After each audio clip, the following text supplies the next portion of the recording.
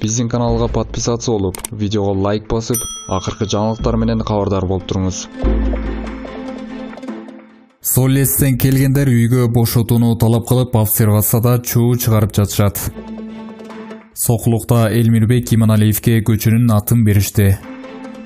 Жогорку кеңештин депутатынын ийнисинен коронавирус аныкталды. Ал тартипке баш ийбей токтогулга кетип калган. Атактуу баскетболчунун кроссовкасы рекорддук суммага сатылды. Абылгазиевке сын айткандардын артында Асрандиев турат. Ушул жана башка жаңылыктар биздин каналга жазып, ой пикирлериңиздер менен бөлүшүңүздөр.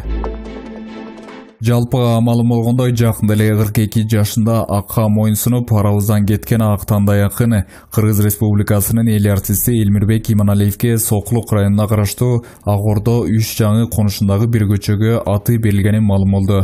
Бул тууралуу билгендер Актандай акындын ысымы жазылган тактайчанын сүрөтүн тартып интернет айдыгына жарыялашты. Буга чейин маркум Иманалиевдин сахналаштары жердештери анын атындагы фонд түзүп, тиешелүү иштерди алып бара тургандыктарын айтышкан. Демек бүгүнкү бул самаалык Актандай акындын ысымын түбөлүккө калтыруу даңазалоо иштерин башталышы гана деп айтсак туура болот. Булак чагылган.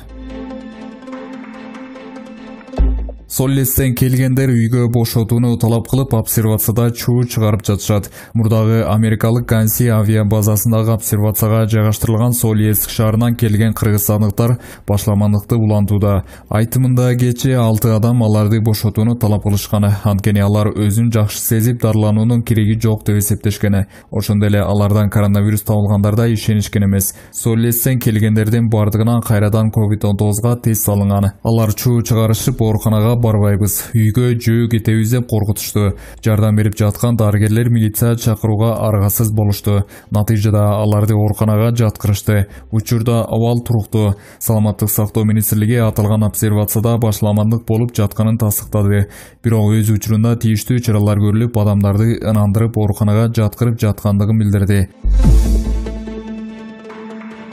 Атактуу америкалык баскетболчу Майкл Джордандын оюнга кийген кроссовкасы аукциондо рекорддук суммага сатылды. Маалыматка ылайык аукцион 8 майда башталып, бүгүн 18 майда аяктаган. Аукциондун уюштуруучулары Джордандын кроссовкасын $150,000 сатууну көздөшкөн. Бирок баскетболчунун бут кийими $560,000 сатылган. Бул кроссовканы баскетболчу 1985 жылы Чикаго Буллс командасына ойноп жүргөндө кийчү. Майкл Джордан баскетбол тарыхындагы эң мыкты оюнчулар бири болуп эсептелет. Ал АКШ курамасы менен 2 жолу Олимпиада жеңүүчүсү болгон жана 6 жолу Улуттук баскетбол ассоциациясынын жеңүүчүсү аталган. Бүгүн 18 май Кыргызстанда дагы 78 адам коронавирус жуктуруп алды. Кыргызстандын аймагында дагы 78 адамдан коронавирус аныкталды. Бул тууралуу бүгүн 18 майда өткөн брифингде Саламаттык сактоо министринин орун басары Нурболот Дүйсөнбаев билдирди. COVID-19 инфекциясынын жаңы жуктургандар төмөнкү аймактардан катталды. Бишкек шаарында 3+3, Санкт-Петербург шаарынан келгендерден, Чүй облусу 3, Соллест шаарынан келгендерден 43. Нарын облусунда 14, Ош шаарында 5, Ош облусунда 6, Жалал Абад облусунда 1. Ошентип орну жуктургандардын жалпы саны 1216 жетти. Койташ окуялары боюнча соттук иш 150дөй киши Атамбаевди бошотуу талабы менен чогулду. Бишкектин 1 райондук сотунда бүгүн Койташ окуялар боюнча кылмыш ишине соттук отуруму болуп өтүп, анын жүрүшүндө судья териштирүү мөөнөтүн 2020 жылдын 23 июлуна чейин узартты. Бул тууралуу Вестик.ij сайтына экс-президент Алмазбек Атамбаевдин кеңешчиси Кундуз Жолдубаева билдирди. Атамбаев ден соолугуна байланыштуу сотко келе алган жок. Отурум ошондуктан жылдырылды. Ошондой эле сот бүгүн 2 айыпталуучунун баш коргоо чараларын 2 айга жылдырды. 1 май райондук сотунун имаратына алдына айыпталуучулардын 150гө жакын тарапташтары туугандары чогулду. Чогулгандар саясий камактууларды бошотууну талап кылышты. Зулайка Эркинбаева, Булак, Вестик.ij. UFC уюмунун эң жеңил салмакта чемпиону Вейли Чан кайрадан Валентина Шевченко менен беттешүү ниетин билдирди. Кытайлык спортчу мартта Лас-Вегас шаарында өткөн UFC 248 турниринде Джоанна менен беттешип утуп алган. Бул анын наам коргоодогу алгачкы таймашы болчу. Беттеш мен психологиялык жактан күчтүүрөөк болуп, өзүмө ишеним керек экенин көрсөттү. Көпчүлүк мени тез эле чарчап калат деп ойлогон. Бирок 5 раундтан тең татыктуу өттүм, деген Чан. Мен өз салмагымда чемпион боюнча калгым келет. Ошону менен бирге орра категориядагы спортчу Валентина Шевченко менен да беттешсем дейм. Алмазбек Акматалиев саясаттануучу. Партиялык тизме менен шайлоого барсак, олигархиялык парламент болуп калышы мүмкүн. Шайлоого барсак, эл акчалууга эмес, патриотторго добуш берип коюшу да мүмкүн. Ошондо Кыргызстанда кандай система ылайыктуу болот? Албетте, акчаны албай байларды шайлабай таза мекенчилердин да доору келатканы көрүнөт.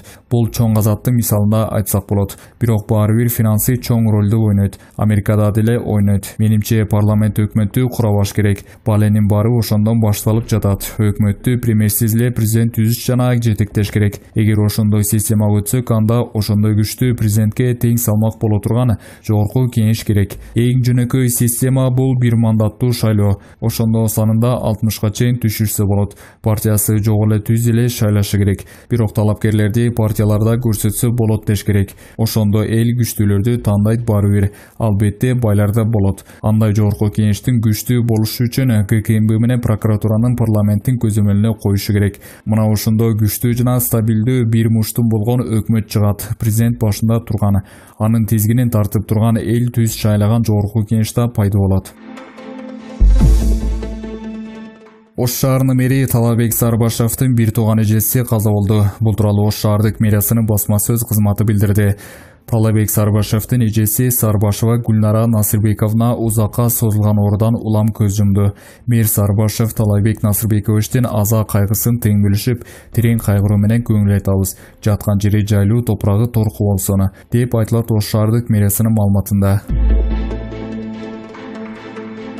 Кече 17 майда Москвадан Оренбург облусунун Бузулук районуна жетип барган шоуучу кыз өзүнүн планетанын деми, Кыргыздын деми атаган Гүлзат Мамытбек ал жерде чек арадан өтө албай турган кыргыз жарандарынын фонунда туруп түз эле Россиянын президенти Владимир Путинге, Казак президенти Касым-Жомарт Токаевке жана кыргыз президенти Сооронбай Жээнбековго кайрылуу жасады.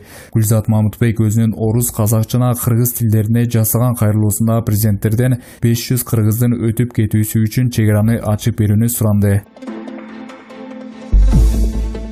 Казакстандын биринчи президенти Нурсултан Назарбаевдин небереси жай айларында Кудай жерге катуу сокку урарын эскертти. Наркотикке көз каранды болуп жүргөн бул жигит Фейсбукка жазган сайын дайыма Кудайды эскерет. Эми ал өзүн колдогон динге пост арнады. Жападан жалгыз Кудай айтып кой деп менден суранды. Июндун аягы, июлдун башында ал жерге экинчи жолу сокку урат. Ал соккусу алда канча күчтүү болот жана декабрдын аягына чейин созулат деп эскертти Айсултан. Мындан тышкары Айсултан Назарбаев ислам динин катуу сындап, баарыңар Иисус Христоско ишенгиле деп чакырды. Мухаммед пайгамбарга да акарат келтирип, Иисус керемет менен туулган Кудайдын уулу жана ал дүйнөнү сактап калат деди. Андан сырткары ал Владимир Путин менен жолуга турганын айтты.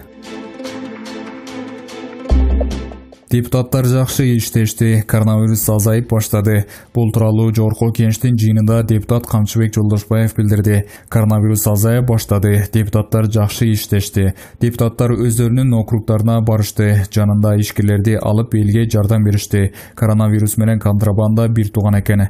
Бирөө өпкөдөн, экинчиси жалпы жонундан кармайт экен. Медиктердин айтканын жасаш керек. Тоолуу райондорго кирген жерлерде электр энергиясынын баасын кемитүү керек. Суу самыр алай кемен нарын атбашларда кышында 30-40 градус суук болот. Ошондуктан бааны арзандатуу зарыл. Чет элге эмес ысык көлгө эс алышыбыз зарыл, деди Жолдошбаев.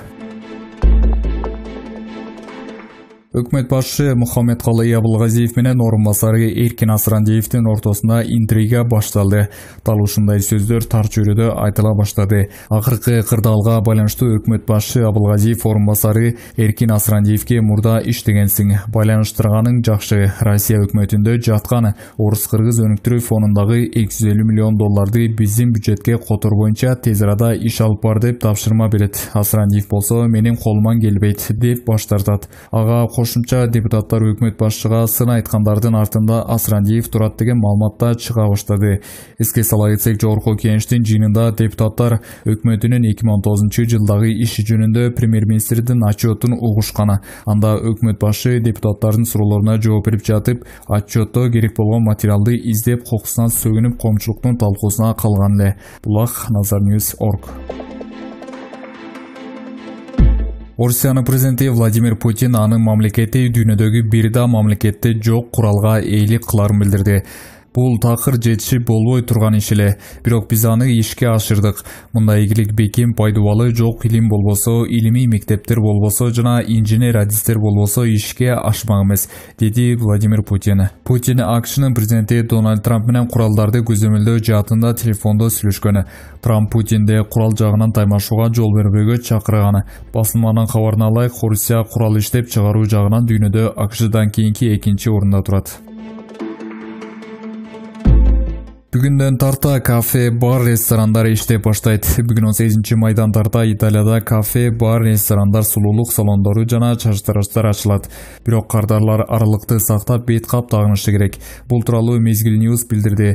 Аталган өлкөдө айрым аймактарында чиркөөлөрдө сыйынуу жанданып, бирок адамдардын саны чектелүү болот. Италияда акыркы суткаларда 145 адам коронавирустан каза болду. Белгилей кетсек, Италия жана Испанияда коронавирустан каза болгондордун саны азайып жатат. Жогорку Кеңештин депутатынын ийнисинен коронавирус аныкталды. Ал тартипке баш ийбей токтогулга кетип калган. Бул маалыматты Коом пресс сайтына Токтогул райондук оорукананын башчысы Нуржамал Тешебаева тасыктап төмөнкүлөрдү билдирди. Өткөн жумада Россиядан келген айдоочулардын арасында депутаттын ийниси Айбек Тотонов дагы бар болчу. Ал анализдеринин жыйынтыгы чыкканча эле тартипке баш ийбей токтогулга келе бериптир. Анализдеринде вирустун симптомдору бар деген жыйынтык чыккандыктан Токтогулдагы жаңы жол аймагында жүргөн жеринен табылып, Жалал Абад шаарындагы обсервацияга алынды, дейт ал.